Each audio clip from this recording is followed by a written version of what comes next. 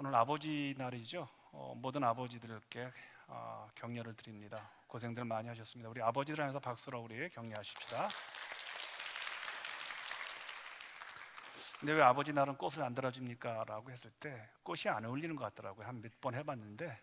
그래서 여러분 절대로 남자들은 꽃 달지 마세요. 여자분들이 훨씬 더 나은 것 같아서 그래서 교회에서 꽃을 준비 안 했습니다.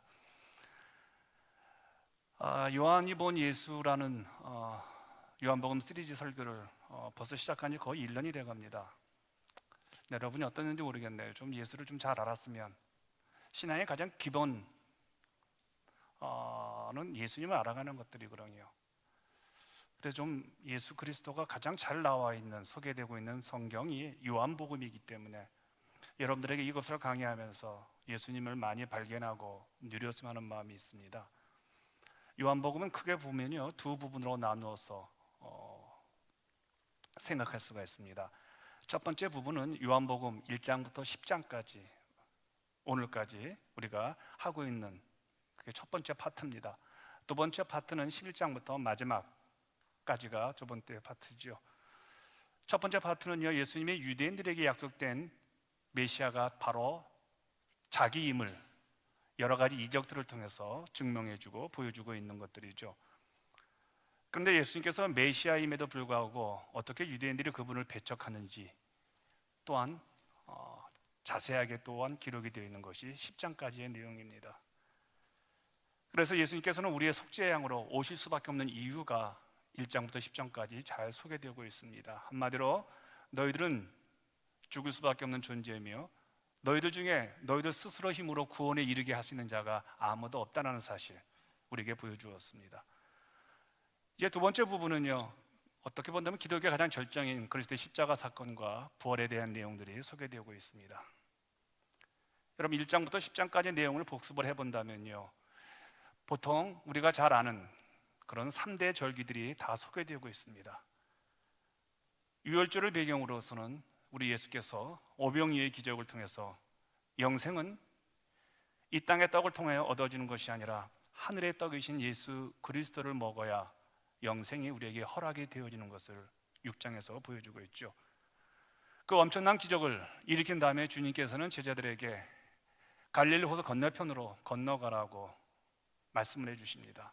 그런데 예수의 명령을 따라 갔는데도 불구하고 큰 광풍이 갈릴리 호수에서 일어나죠. 굉장히 어려움을 겪지요. 약속의 땅은 우리들의 노력과 열심을 의지하여 도달하는 것이 아니라 그 저주의 무리를 걸으시는 유일하신 분 예수 그리스도를 영접하고 그분의 인도로 돌아가시는 것임을 우리에게 보여주고 있습니다. 그렇게 6장이 끝나고 7장으로 넘어와서 초막절을 배경으로 하여 유대인들의 율법 준수와 절기 지킴에 대한 잘못된 이해, 신앙생활의 가장 근원적인 잘못을 지적해 주시죠. 아주 친절하게요.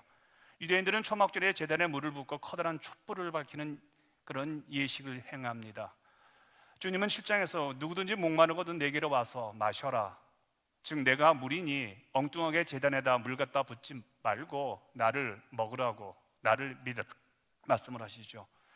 요한은 계속해서 참 생수이신 주님의 그 정체와 그 생수가 어떻게 죄인들을 구원하게 하셨는지를 8장 초입에 가늠한 한 여인의 이야기를 통해서 설명을 해주고 있습니다. 10장은 수전절을 배경으로 해서 우리에게 영원한 목자이신 예수께서 우리를 어떻게 인도하시는지를 설명해주고 있죠. 이렇게 친절하게 제가 여러분들에게 설명을 해드렸습니다. 10장까지가 이제 다 끝났습니다. 여러분 예수님 잘 아세요? 이제 한번 제대로 한번 예수를 믿어보겠다는 그런 막 열정의 각오가 생기십니까? 아니면 뭐 설교는 늘 그런 거지 뭐 라고 하십니까? 친절하게 예수께서 본인이 참 생명이시고 참 진리이심을 선포하셔도 유대인들은 아무 반응이 없습니다. 미동도 하지 않습니다. 오히려 예수님을 죽이려고 모의를 하죠. 왜냐하면 자신들이 목숨을 걸고 지키고 있는 율법을 무시하고 은혜를 이해하기는 예수를 그냥 두고 볼 수 없었기 때문에 그렇습니다. 이런 위험한 상황에서 우리 주님이 29절에서 이렇게 말씀을 합니다. 그들을 주신 내 아버지는 만물보다 크시며 아무도 아버지 손에서 빼앗을 수가 없느니라. 이 본문이 이 말씀이 이렇게 해석이 되는 거예요. 지금 예수께서 너희들이 가지고 있는 근원들, 근거들, 자랑거리 다 소용이 없다. 그러니까 막 분기가 올라오는 거예요. 저 예수가 내가 한평생 살아온 것을 깡그리 무시하는구나. 이렇게 지금 예수를 쪼아보고 있고 레이저 광선을 치면서 그분을 몰아내려고 하는 상황 속에서 우리 주님이 이렇게 말씀하시는 거예요.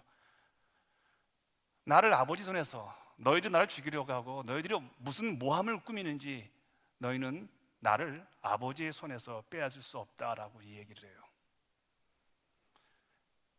왜냐하면 주님이 믿고 있는 하나님 아버지는요, 창조주 하나님이시고요, 오늘도 해를 띄우시고 오늘 저녁에 달을 띄우시고 내일도 우리 각자에게 맞는 일거리와 생명을 주시는 우주의 왕이신 그 하나님이신데 누가 감히 그 하나님의 손에서 나를 빼앗을 자가 있냐는 거예요. 아멘요? 세상 어떤 권세도 자신을 죽일 수 없다는 이 확고한 하나님에 향한 신뢰감이 아들 예수에게 있었다는 겁니다. 자, 그래서 전혀 두려움을 갖고 있지 않습니다. 이 말씀 어떻게 생각하세요? 여러분도 그렇게 공감하십니까? 자, 28절 같이 읽겠습니다. 시작. 내가 그들에게 영생을 주노니 영원히 멸망하지 아니할 것이요 또 그들을 내 손에서 빼앗을 자가 없느니라. 예수님이 영원한 생명을 주시는 분이라고 한 걸음 더 나아가십니다. 예수께서 우리가 천국에서 영원히 살 수 있는 영원한 생명을 주시는 분이라고 자신을 이야기합니다. 그리고 주님이 주신 그 영생을 받은 사람은 이 땅에서 살아가면서 어느 세력, 어느 누구, 어느 권세로부터 그 영생을 빼앗길 수가 없다는 겁니다. 근데 여기서 여러분 한번 질문해 보십시오. 하나님이 이 말씀하시면 저희들이 고개를 끄덕거립니다. 하나님이 영생을 주시는 분이시고 그 영생을 누리는 사람들을 세상 어떤 사람과 어떤 권세가 뺏어갈 수 없다는 사실을 그분이 하나님이시니까 이렇게 말씀하시면 우리는 공감을 합니다. 그런데 여러분, 이 예수가 마치 하나님처럼 이렇게 말을 하고 있는 거예요. 내가 영생을 주었는데, 천국에 들어가는 영원한 생명을 주었는데 어느 누구도 그 생명을 빼앗을 수 없다는 거예요. 아마 우리 모두처럼 이런 궁금한 생각을 가졌겠죠. 그래서 예수께서 친절하게 30절에서 이렇게 대답해 주십니다. 나와 아버지는 하나이니라. 나와 아버지는 하나라는 겁니다. 예수께서는 하나님과 자신이 동일한 분임, 좀 어려운 얘기를 하면 삼위일체, 성자 되신 하나님이심을 친히 밝히고 계시는 겁니다. 그러자 주의 이 말씀이 끝나기가 무섭게 유대인들이 다시 돌을 들습니다. 그리고 주님을 쳐 죽이려 합니다. 왜 그렇습니까? 아니, 별 말도 아닌데 왜 이 이야기? 내가 하나님과 하나다라는 얘기예요. 그들이 눈으로 보기에는요, 예수란 이 젊은 이 청년이 과거의 잡이 뭐냐는 거, 직업이 목수였거든요. 그것도 시골 동네 나사렛에서. 아니, 그 사람이, 그런 비천한 인간이 자기가 하나님과 똑같다고 말하니, 하나님과 하나라고 말하니까 얼마나 화가 나겠습니까? 자기들이 믿고 있는 하나님 우주의 왕이시라는데 갑자기 자기보다 공부도 못하고 돈도 없고 초라한 한 총각이 나는 하나님과 한 몸입니다, 나는 삼위일체의 2위 되신 성자 하나님입니다 라고 말하니까 자기들이 믿었던 하나님을 완전히 깡그리 무시하니까요, 돌을 드는 것이죠. 이건 신성모독죄입니다. 바로 그때 주님께서 하신 말씀이 34절과 36절입니다. 함께 읽겠습니다. 시작. 예수께서 이르시되 너희 율법에 기록된 바 내가 너희를 신이라 하였노라 하지 아니하였느냐. 성경은 패하지 못하나니 하나님의 말씀을 받은 사람들을 신이라 하셨거든. 하물며 아버지께서 거룩하게 하사 세상에 보내신 자가 나는 하나님의 아들이라 하는 것으로 너희가 어찌 신성모독이라 하느냐. 주님께서 이렇게 말씀하시는 거예요. 하나님께서 하찮은 너희들을, 인간들을 가리켜서 신이라 하셨다. 그러면 어찌 하나님의 아들인 내가 하나님과 하나라는 말이 그렇게 화를 낼 수 있느냐, 이 얘기예요. 여기서 중요한 여러분의 생각을 바꿔보시길 바랍니다. 하나님께서 우리를 신으로 부르셨다는 겁니다. 고무신 말고요. 하나님과 동일한 그런 신으로 우리를 부르셨다는 거예요. 우리가 신이라는 거예요. 그런데 이 말씀은 예수님이 만든 말씀이 아니라 시편 82장 6절을 예수님께서 인용하신 겁니다. 여러분 시편 82장 6절을 같이 읽겠습니다. 시작. 내가 말하기를 너희는 신들이며 다 지존자의 아들들이라 하였으니. 하나님께서 인간을 친히 뭐라고 말씀하시냐면 신이라고 하는 겁니다. 아니 성이 신씨 말고요, 우리를 정말 하나님 같은 신이라 부르신다는 거예요. 물론 이 말씀 우리가 하나님처럼 사람들에게 예배의 대상, 경배의 대상, 섬김의 대상이라는 의미는 결코 아닙니다. 오해 없기를 바랍니다. 하나님께 속한 하나님의 사람으로서 하나님의 형상을 이 땅에서 하나님을 보여주는 신적 존재라는 거예요. 이 땅에서 우리가 세상을 살아가지만 우리는 세상을 닮아가는 자들이 아니라 하나님을 닮아가는 자들이라는 면에서 우리를 신으로 부르신 겁니다. 어떻게 우리가 하나님을 닮아갈 수 있을까요? 우리 안에 성령이 계시기 때문에 우리는 하나님을 닮아갈 수 있습니다. 아멘요? 우리 안에 텐트를 치고 예수 그리스도께서 거하시기 때문에 우리가 하나님을 닮아갈 수 있습니다. 아멘요? 내 안에 성령께서, 내 안에 예수께서 계시기 때문에 우리는 하나님을 보여준다는 거예요. 여러분들의 가정에 텔레비가 다 있을 겁니다. 저희 집도 텔레비가 몇 대가 있는지 몰라요. 여러분, 텔레비의 가장 중요한 기능이 무엇일까요? 이게 화면입니다. 그 화면은 방송국에서 전파로 송출을 하면요, TV가 그 송출을 받아서 화면을, 그림을 형성화시켜 주죠. 그래서 만약에 텔레비가 금으로 만들어진 텔레비가 있습니다. 그런데 그 텔레비에 화면이 나타나지 않는다면 그 텔레비 어떻게 합니까? 발로 차거나 때리죠. 국산은 때려야, 이게 옛날 우리 때였습니다. 지금은 국산은요, 여러분 잘 나오죠. 텔레비 세계 최고잖아요. 화면이 빠진 텔레비전이 있다면요, 아무리 좋은 재질로 만들었다고 해도 그것은 텔레비전이 될 수 없죠. 바로 우리가 천국에서 송출하는 그 전파를 우리가 받아서 우리의 삶을 통해서 그 천국의 스토리들, 그 천국의 내용들을 보여주는 화면이라는 거예요. 그러면서 우리가 신이라는 겁니다. 그런데 어떤 분은 화면 속에서 깨끗하게 하나님을 보여줍니다. 그분만 보면 너무 맑은 숨소리가 들리고 맑은 영혼의 소리가 들리고, 그분을 보면 참 세상에서 저런 분을 볼 수 있다니라고 좀 깨끗하게 하나님을 보게 되어지죠. 근데 어떤 분은 전혀 화면이 나오지를 않습니다. 좋은 재질인데, 좋은 자료를 가지고 있는데요. 이 차이는 무엇일까요? 이게 안테나 차이가 있어요.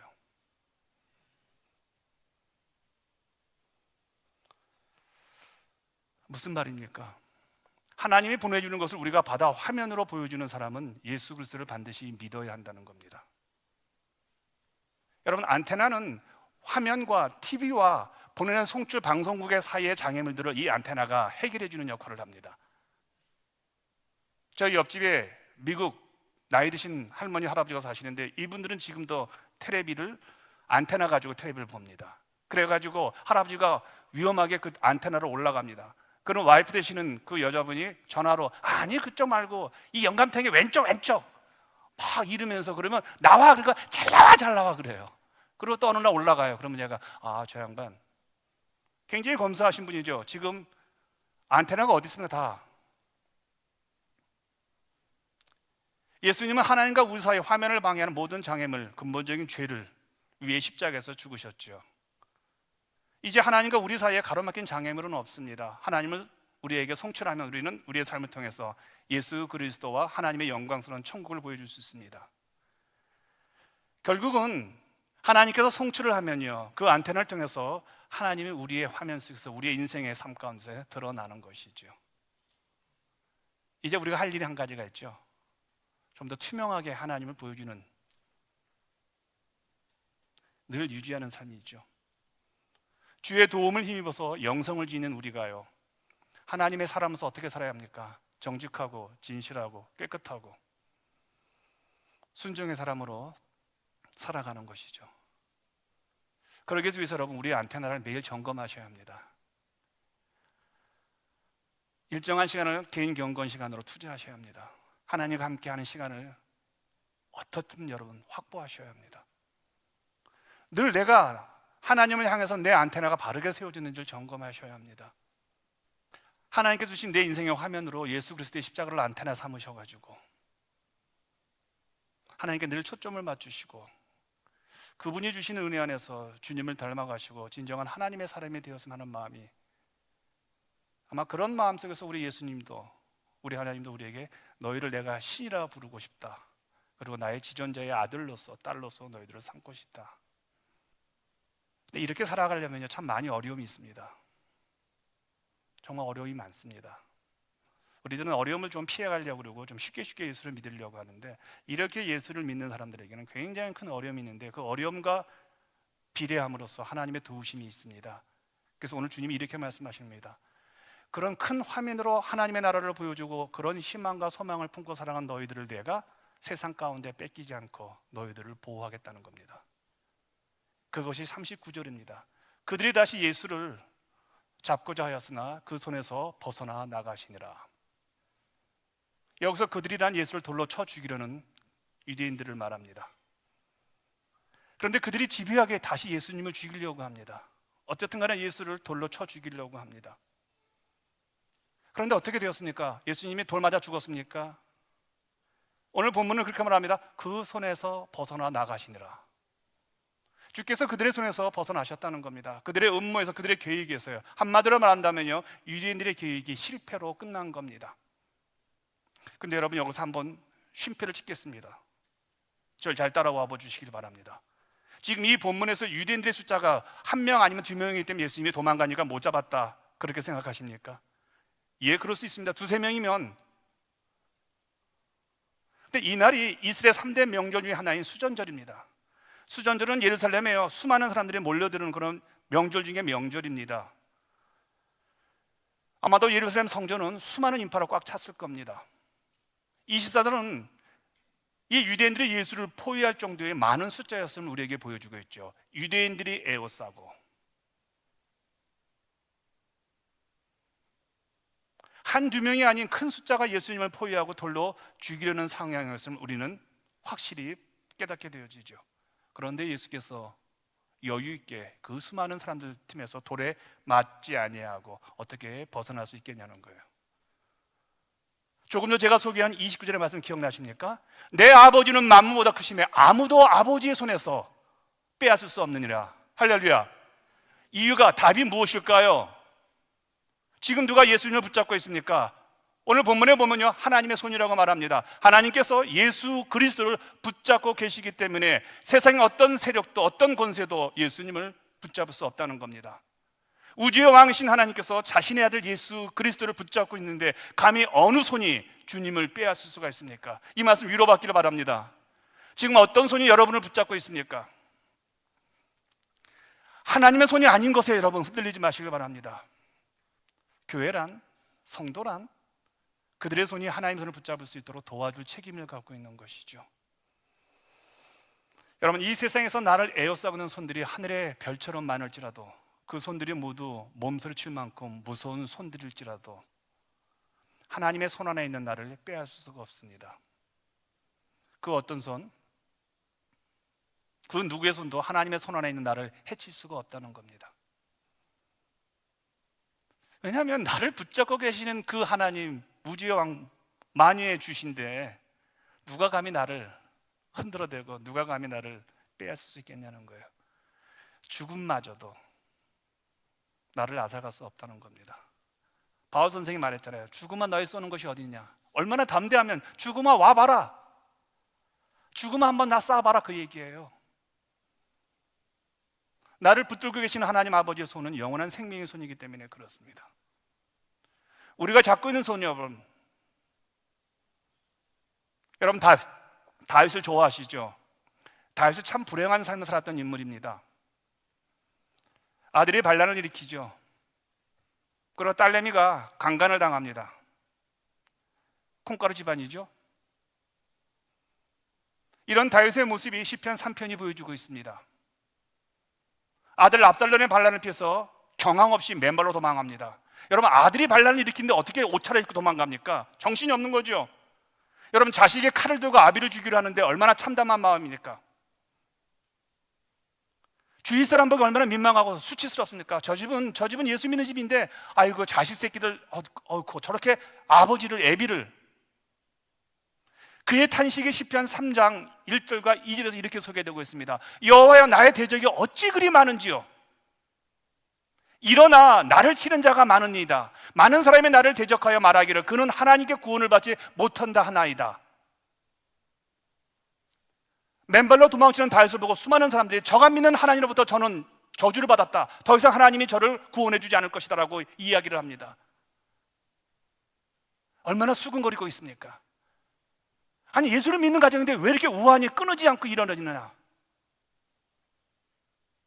여러분, 하나님을 믿는 사람들에게 하나님으로부터 버림을 받았다고 조롱하는 것보다 더 큰 고통은 없습니다. 아마도 다윗의 생에서 가장 비참한 순간일 겁니다. 그런데 다윗은 이런 상황에서 아주 놀라운 고백을 합니다. 6절과 7절을 같이 읽겠습니다. 시작. 천만이 나를 에워싸 진친다 하여도 나는 두려워하지 아니하리이다. 여호와여 일어나소서. 나의 하나님이여 나를 구원하소서. 주께서 나의 모든 원수의 뺨을 치시며 악인의 이를 꺾으셨나이다. 여러분, 이게 과연 아들에게 쫓기는 다윗의 모습입니까? 여러분, 이 상황 되면요 두 손 내려야 합니다. 좌절해야 합니다. 그리고 하나님 원망해야 합니다. 하나님, 그래도 제가 예수를 얼마나 잘 믿었는데, 제가 교회가 어려울 때마다 제가 얼마나 헌금을 했는데, 제가 교회가 힘들 때마다 제가 얼마나 노동봉사했는데 어떻게 저희 남편이, 저희 아내가, 저희 자식들이 저에게 이럴 수 있습니까? 제가 왜 이렇게 힘들어야 합니까? 하나님 원망해야 합니다. 교회 안 나간다고 해야 됩니다. 아니, 예수 안 믿는다고 하셔야 합니다. 그런데 다윗은 하나님을 찬양합니다. 천만인이 나를 둘러치고 사람들이 나를 이를 갈면서 나에게 조롱한다 하더라도, 아니 어떻게 이럴 수 있냐는 거예요. 다윗이요. 그 답이 5절에 나와 있습니다. 같이 읽겠습니다. 시작. 내가 누워자고 깨었으나 여호와께서 나를 붙드시미로다. 할렐루야. 누가 붙잡고 있습니까? 여러분, 이게 누가 지금 다윗을 붙들고 있습니까? 하나님께서요. 그 하나님 어떤 하나님이세요? 여러분의 신앙 고백해 보세요. 만유보다 크시고 우주의 왕이신 하나님이 다윗을 붙잡고 있는 거예요. 여러분, 다윗이 혈혈단신으로 도망하면서 자신의 편이 한 사람도 없다고 생각했을 때는 모든 것이 두렵고 근심이었죠. 그래서 그는 이런 상황에서 울고 소리치고 하나님 향해서 원망의 목소리를 높였지요. 그러나 천지를 창조하신 하나님이, 졸지도 않고 주무시지도 않는 하나님이 그 손이 나를 붙잡고 계심을 깨닫자 담대함이 생깁니다. 설령 천만인이, 아니 온 세상이 자신을 향해 손가락질하고 돌을 던져도 더 이상 두려울 것이 없다는 겁니다. 만유보다 크신 하나님이 자신을 붙들고 있는 한 그 무엇도, 그 어떤 세력도 자신을 아버지의 손에 빼앗을 수 없음을 확신하게 된 것이지요. 그래서 다윗은 지금 여전히 도망을 가고, 사람들은 여전히 다윗이 저주를 받았다고 조롱을 해도요 당당하게 자기의 신앙 고백을 하고 있는 겁니다. 그런데 여러분, 이 말씀을 묵상하면서 제가 굉장히 큰 은혜를 받았습니다. 무슨 얘기냐면요, 그가 미래형으로, 현재형으로 신앙을 고백한 것이 아닙니다. 상황은 계속 호전되지 않고 상황은 계속 악화됩니다. 그리고 내가 도망가는 상황 속에서 그가 고백을 하는데, 그가 과거형으로 고백을 합니다. 이미 지금 내가 겪은 이 어려움은 이미 과거에 다 끝난 어려움인데 그 잔상이 이어지고 있다는 거예요. 제 말 알아듣겠어요? 지금 이 어려움이 이미 과거에 끝났다는 겁니다. 여러분, 우리가 오늘 당하는, 우리 눈에 보이는 죽음의 세력, 우리를 괴롭히고 있는 모든 그 두려움의 세력, 우리를 무너뜨리려고 그 세력은 환상이라는 겁니다. 왜냐하면 이미 2000년 전에 십자가에서 예수께서 그것을 다 꺾어 놓으셨다는 겁니다. 다윗은 그것을 믿었던 거예요. 그래서 다윗은 과거형으로 고백을 합니다. 여호와께서 나에게 은혜를 베푸셨으니 오늘 이 상황을 내가 이길 힘이 되었습니다라는 거예요. 그래서 다윗은 시편 18장 1절과 2절에서 이렇게 찬양을 합니다. 나의 힘이 되신 여호와여, 내가 주님을 사랑합니다. 주는 나의 반석이시며 나의 요새시라, 이 얘기예요. 어찌 이 찬양이 다인만의 고백일 수가 있겠어요, 여러분? 한국교회에서 존경받는 한경진 목사님이라는 분이 계십니다. 돌아가셨죠. 이분이 북한에서 목회를 하시다가 몫이 낙심이 됩니다. 교회가 부흥이 안 돼요. 성도들이 자꾸 전투를 벌려요. 자꾸 찝적댑니다. 그러니까 손 하나 까딱이가 싫습니다. 목회를 그만두고 싶은 거예요. 그래서 이제는 교회 사표 내고 내가 목회 그만둬야 되겠다라고, 그리고 마지막으로 엎드려 있었습니다. 망한 자시라게요. 근데 비몽사몽간에 자기가 아주 험악한 길을 걷고 있었습니다. 그래서 너무 힘들어가지고 왼쪽으로 쓰러지려고 하니까 보이지 않는 어떤 왼손이 나타나가지고 자기를 잡아주었습니다. 그래서 또 갑니다. 그 험악한 길을요. 그러다가 오른쪽으로 쓰러지려니까 어디서 나타나는 오른손이 그를 잡아가지고 다시 세워집니다. 또 계속 산으로 올라갑니다. 험악한 산길을요. 그러다가 너무 지쳐가지고 앞으로 꺾어지는데 갑자기 어디서 두 손이 나와가지고 그분을 잡아줘가지고 이렇게 세워주십니다. 그리고 그 험악한 길을 내려서 눈이 떠보니까 잠잔 것도 아니었습니다. 기도도 아니었습니다. 환상이죠. 한 목사님이 이렇게 고백합니다. 목회는 내 힘으로 하는 것이 아니구나. 하나님께서 손으로 붙잡아 주셔야 이 길을 가는 거구나. 그리고 그 험악한 목회를 무사히 마치고 하나님 품으로 돌아가셨죠. 물론 말년의 치매로 인하여서 고생했지만 그분은 스스럼 없이 신사참배한 것에 대해서 한국 교우들에게, 한국 국민들에게 반성하고 마지막을 깨끗이 마무리 짓고 주의 나라로 돌아가신 분이시죠. 그런데 여러분, 왼쪽으로 쓸 때 왼손이 붙잡아 주시고 오른손으로 들을 때 오른손이 붙잡아 주시고 앞으로 쓸 때 두 손으로 붙잡아준 이 은혜가 어찌 한경진 목사님만의 고백입니까? 여러분, 지금 이 순간에 한 10초 한번 생각해 보십시오. 여러분 인생의 과거를 한번 돌아보시기 바랍니다. 저도 제 인생의 과거를 보니까 수없이 쓰러지셨습니다. 근데 오늘 이 자리에 와 있잖아요. 여러분, 얼마나 고통스러운지 모릅니다. 인생 자체가 이렇게 힘이 들구나, 목회가 이렇게 힘이 들구나. 몇 날 며칠을 밤새서 울은 적도 있었습니다. 근데 지나고 보니까 누구의 은혜였습니까? 하나님의 은혜잖아요. 우리 이민자들은 다 합니다. 우리 이민자들 이곳에 얼마나 고생했습니까? 근데 지나고 보니까 어떻습니까? 남 부럽지 않게 아이들 교육시켰고요, 직장도 가졌게 되었고요, 그리고 좋은 차도 끌고 다녔고요, 그리고요 좋은 집도 갖게 되었잖아요. 이게 우리의 힘이었습니까? 아니면 여러분 하나님의 손이었습니까? 한번 고백해 보시기 바랍니다. 홍해를 건넌 이스라엘 백성이 풀 한 폭이 없는 광야를 지날 때였습니다. 하나님께서는 하늘에서 만나를 통해서요 매일 몇 끼를 식사를 책임져 주셨습니다. 근데 사람이 그렇잖아요. 같은 음식을 계속 먹다 보면 그렇잖아요. 하루 이틀 시간이 흘러가자 이스라엘 백성들이 만나만으로 만족할 수가 없었던 겁니다. 그들은 고기가 먹고 싶다고 하나님과 모세를 원망하기 시작합니다. 그런데 여러분요, 부녀자를 다 포함해가지고 아이까지 다 포함해가지고요 몇 명이 광야에 있었냐면요 200만에서 300만 정도 됩니다. 이거 엄청난 숫자죠. 여러분, 이 사람들을 고기를 먹인다는 거 굉장히 불가능한 일이죠.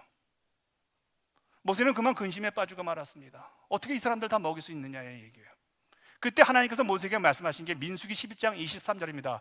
여호와의 손이 짧았느냐, 내 손이 짧았느냐.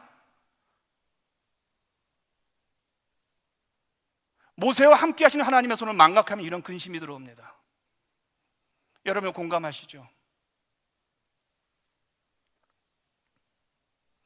홍해를 가르고 만나로 먹이시고 불기둥과 구름기둥으로 살아온 모세도 하나님의 손을 의식하지 못하자 이런 좌절과 이런 걱정이, 낙심이 밀려온 겁니다.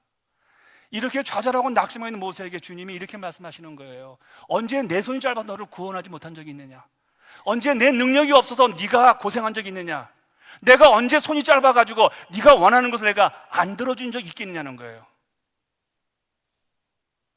하나님 모세에게 과거에 행했던 역사를 기억하여 두려워하지 말라는 것입니다.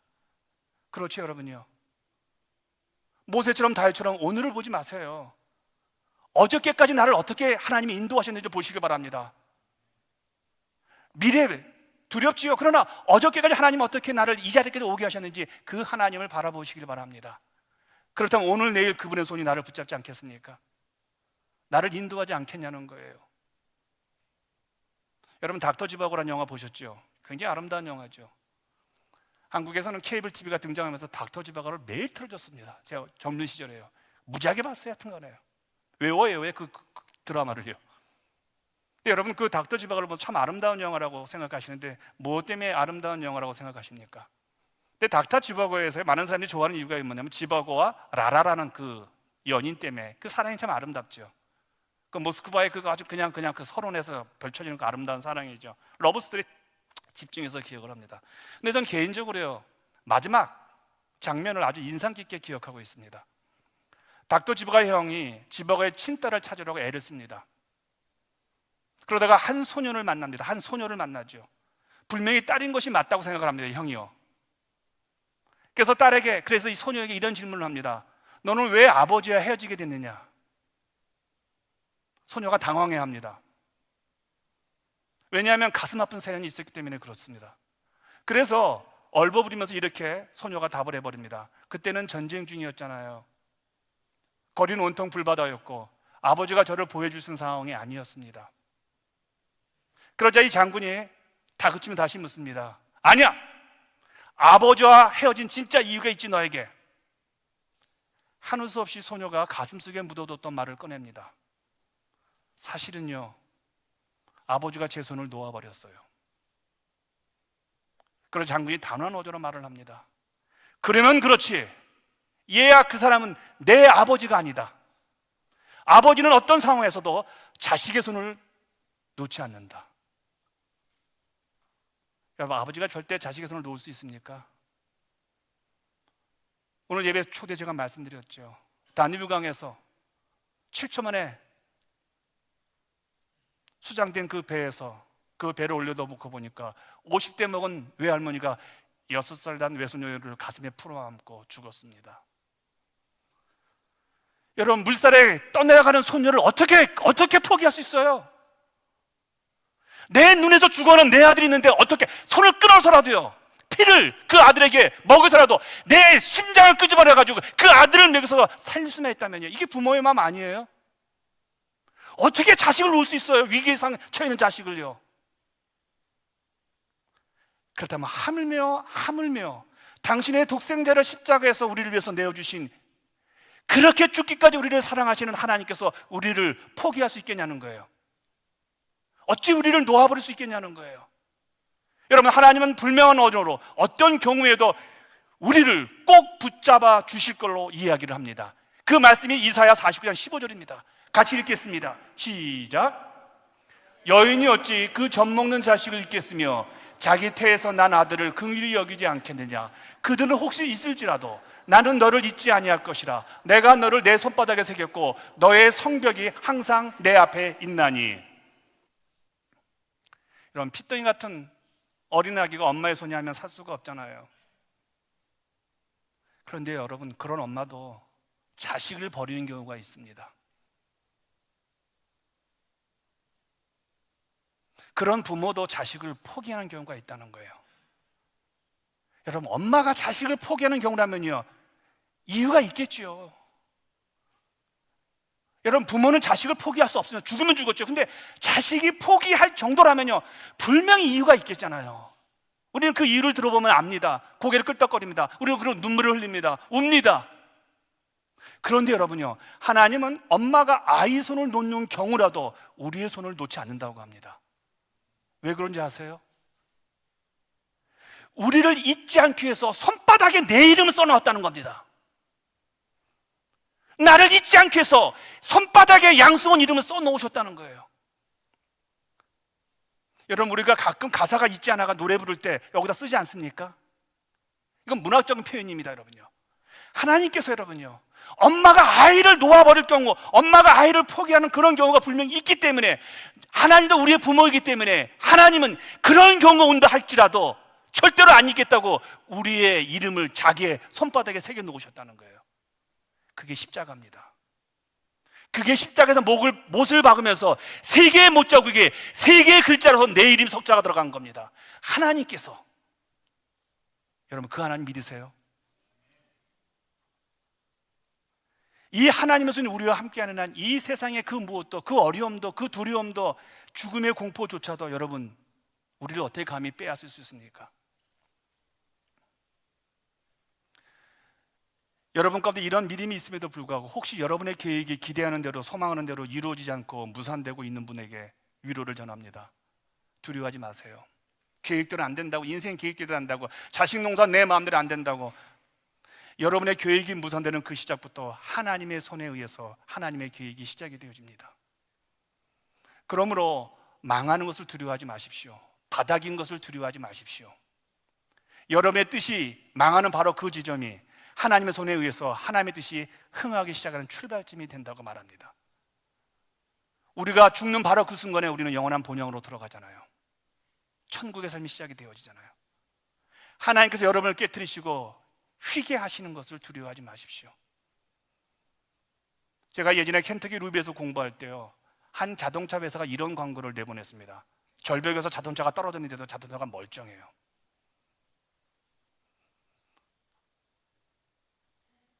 웬만한 충돌로는 차체가 부서지거나 휘어지지도 않습니다. 이 차는요. 그런데 여러분이 아세요? 이것이 운전자에게는 치명적인 상처가 된다고 합니다. 차체의 견고성과 반비례하여 운전자의 손상이 더 커진다는 학설이 있습니다. 여러분, 자동차가 충돌하는 그 순간 부서질 것은 부서지고 사라질 것은 사라져야 충격이 분산되어서 운전자에게 가지는 충격이 적어진다고 합니다. 하나님께서 우리를 붙들고 계심에도 때로 우리를 깨뜨리시고 휘시는 것은요, 우리를 해치는 것이 아니라 우리의 고집 때문에 그렇습니다. 우리를 살려주시기 위해서, 그 능력의 손으로 우리를 강하게 세우고 바르게 살리시기 위해서 우리가 낭떠러지게 떨어지기도 하고 우리가 사망의 음침한 골짜기를 들어가기도 합니다. 내 힘과 내 능력만을 믿고 피하려다가 영혼이 부서지고 말기 때문에 우리의 힘을 빼기 위해서라는 것이죠. 이제 눈을 들어 나를 붙들고 계시는 우주보다 크신 하나님의 손을 붙잡아 보시기 바랍니다. 그 손 의지하여서 지금 당하는 그 절망, 어려움, 고통을 딛고 일어서시기를 바랍니다. 그분이 허락하는 곳까지, 그분이 손을 놓는 그 한까지 한번 그분 손잡고 가보시길 바랍니다. 절대로 우리가 그분 손을 놓지 그분은 우리를 놓지 않습니다. 시각과 청각과 언어 3중 장애인으로 세계적으로 크리스찬 교육과라도 우리에게 영향력을 끼치고 있는 헬렌 켈러라는 여성이 이렇게 말을 합니다. 하나님의 손에 이끌린 맹인이 눈뜬 사람보다 낫습니다. 아멘이요. 제가 평생 힘을 얻고 외로울 때, 지칠 때, 힘들 때마다 제가 이 말씀, 그리고 죽어가는 사람들, 힘든 사람들, 고통에 빠진 사람들에게 내가 늘 전해주는 제가 좋아하는 하나님의 말씀이 한 구절이 있습니다. 이사야 41장 10절입니다. 두려워하지 말라. 내가 너와 함께함이라. 놀라지 말라. 나는 내 하나님의 됨이라. 내가 너를 굳세게 하리라. 참으로 너를 도와주랴. 참으로 나의 의로운 오른손으로 너를 붙들리라. 이 말씀, 오늘 설교를 듣고 여러분의 인생 가운데 새롭게 주님을 바라보면서 걸어가시기를 축원드리겠습니다. 같이 기도합니다.